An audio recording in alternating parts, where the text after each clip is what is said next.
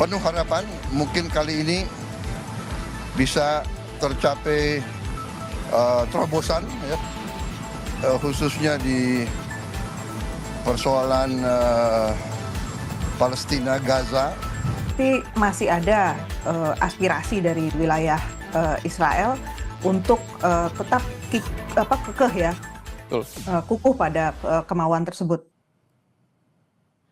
Kebutuhan dasar ini berubah menjadi barang mewah karena kelangkaan, lonjakan harga, dan distribusi bantuan yang terganggu. Di Gaza Selatan, tenda kini menjadi komoditas penting di pasar yang kacau akibat blokade. Kenaikan harga yang tinggi membuat banyak keluarga kehilangan harapan untuk memperoleh tempat berlindung.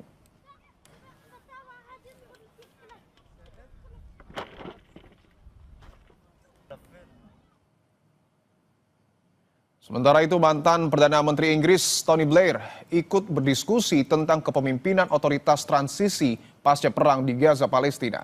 Proposal yang berisi tentang pemerintahan sementara di Gaza itu disebut mendapat dukungan Amerika Serikat.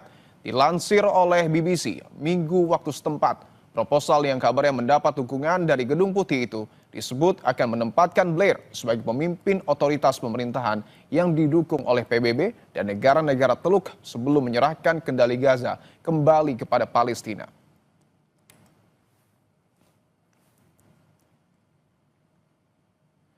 Sementara itu, usai pulang dari sidang umum PBB, Presiden Prabowo menyatakan pesan yang disampaikan saat pidato di sidang umum PBB dapat respon positif dari banyak kepala negara.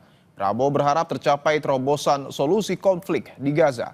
Sebelumnya dalam pidatonya di sidang umum PBB, Prabowo menegaskan dukungan two-state solution atau solusi dua negara untuk menyelesaikan konflik Palestina dan Israel. Pertemuan di PBB sangat produktif.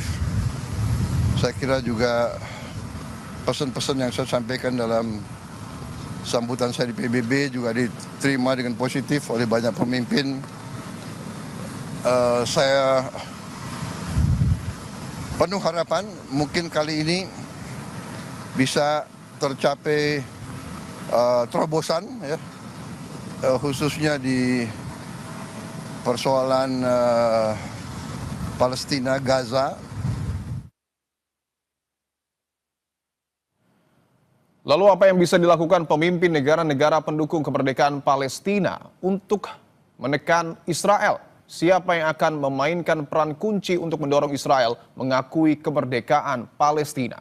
Kita bahas bersama pakar hubungan internasional sekaligus pendiri Lembaga Penelitian Independent Synergy Policies, Mbak Dina Prapto Raharja. Mbak Dina, selamat petang. Selamat petang. Mbak Dina, dari sidang umum PBB kemarin secara de facto sudah begitu banyak negara yang kemudian mengakui Palestina meskipun Amerika Serikat masih menolak. Lalu realisasi konkret apa yang kemudian harus dilakukan, Mbak Dina? Pertama tentu Israel sendiri ya harus firm, harus tegas memang menerima ada peranan dari negara-negara eksternal untuk status Palestina di wilayah mereka, di wilayah itu. Jadi kalau sebelumnya Israel mengambil peran main hakim sendiri gitu ya untuk mendapatkan apa yang dia mau, sekarang jelas negara-negara dunia menginginkan peranan yang lebih besar buat negara lain menentukan nasib Palestina. Bagaimana kemudian untuk mewujudkan hal itu, Mbak Dina? Karena kita tahu bahwa nampaknya juga Israel sampai dengan saat ini masih dalam tanda kutip keras kepala untuk kemudian tidak mengakui Palestina. Betul. Dan mengambil alih wilayah yang sudah diduduki oleh Israel itu tentu bukan pekerjaan yang mudah. Kalau dilihat dari perkembangan berita di Israel, kelompok garis kanan yang notabene tentu saja adalah pendukung dari Perdana Menteri Netanyahu itu masih fix ya, masih ingin mengambil alih wilayah Gaza sekaligus juga wilayah tepi barat itu mereka ingin juga diambil full begitu. Meskipun Donald Trump sudah mengatakan tidak gitu ya, Amerika Serikat jangan sampai itu terjadi, berarti masih ada aspirasi dari wilayah Israel untuk tetap kekeh ya, kukuh pada kemauan tersebut. Bahwa kita tahu juga sejumlah Eropa bahkan Inggris juga nampaknya sudah mulai mengakui Palestina, tetapi Amerika Serikat belum. Apakah artinya negara-negara ini harus mendesak Amerika Serikat untuk kemudian mendukung Palestina? Memang harus begitu, cuman masalahnya semudah itu atau tidak. Jadi Oke. kalau kita mau zoom out sedikit apa yang terjadi di tingkat global sekarang, masalah yang dibuat atau bahkan diciptakan oleh Amerika Serikat sendiri di tingkat global itu macam-macam. Jadi, saya kira yang ada di kepalanya Presiden Amerika Serikat sekarang bukan melulu hanya, masalah Timur Tengah Oke. atau Israel Palestina, tapi dia punya ada agenda Cina, ada agenda Rusia, ada agenda Uni Eropa, dan semuanya itu belum ada yang deal-nya fix. Ada Korea, jadi saya melihat ini sangat tergantung juga Amerika Serikat itu sebenarnya mau memainkan kartu apa, dan jelas Donald Trump pasti mencari deal yang menguntungkan Amerika Serikat terutama. Berbicara soal politik dunia, ini juga yang menarik adalah bahwa yang terbaru, Tony Blair disiapkan untuk memimpin pemerintahan sementara di Gaza. Apa yang kemudian Anda baca dari rencana ini, Mbak Dina? Kalau saya lihat ini belum fix ya. Jadi ini salah satu inisiatif saja dari pihak barat. Saya juga belum melihat secara, tetap bahwa Amerika Serikat sudah pasti di belakang agenda ini. Oke. Kalau dilihat dari setting yang ada pun, ini berarti alternatif yang ditawarkan oleh dunia barat dan, beda dengan yang waktu itu diusulkan oleh negara-negara Timur Tengah sendiri. Berarti kan, ada ambil alih gitu ya, inisiatif. Sebenarnya negara-negara tetangga di Timur Tengah di bulan Maret 2025 itu sudah punya rencana, eee, proses rekonstruksi di Gaza itu, jelas harus melibatkan orang-orang Palestina, Palestinian Authority, dan juga Hamas, dan juga, masyarakat sekitar sana, jadi negara-negara Timur Tengah.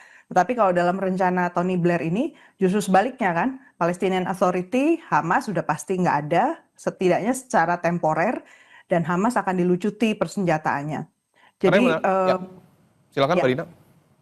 Jadi artinya ini ada 2 model yang berbeda, masih competing, plus lagi Amerika Serikat setahu saya juga belum, mundur juga ya dari agenda rencana pertamanya dia 21 point plan itu, untuk menciptakan, proses perdamaian tapi versinya Amerika Serikat. Oke, menurut Anda siapa yang memiliki peran penting ataupun posisi yang paling kuat untuk kemudian mendorong Israel agar juga mengakui Palestina? Negara mana, Mbak? Yang pasti Amerika Serikat, tapi juga Inggris itu punya peranan penting di sini. Kalau negara-negara Eropa yang lain saya lihat belum ada yang bersuara ya, padahal penting juga mereka bersuara, posisi mereka itu lebih dari sekedar memberikan, pengakuan, misalnya dari, Macron gitu ya. Posisi mereka ini sebenarnya di mana? Karena tindak lanjutnya adalah, follow up-nya untuk menciptakan stabilitas di sana. Otoritas manapun yang diberi kepercayaan untuk berproses ya, menciptakan, governance yang baru, tata kelola yang baru, itu harus mendapatkan kepercayaan dari bukan hanya orang Palestina, tapi juga Israel dan juga negara-negara di sekelilingnya, karena stakeholder-nya atau pemangku kepentingannya kan di sana ya. Karena yang kita tahu juga kurang lebih sudah terdapat 157 negara ya Mbak yang mendukung Palestina, termasuk juga negara-negara Eropa yang tadi Anda sebut belum bersuara. Apa yang kemudian harus dilakukan agar realisasi penanganan konflik di Gaza ini terwujud? Satu, senjata. Jadi rupanya yang, bersepakat untuk menghentikan memberi senjata kepada, Israel, itu belum semua atau belum yang utama.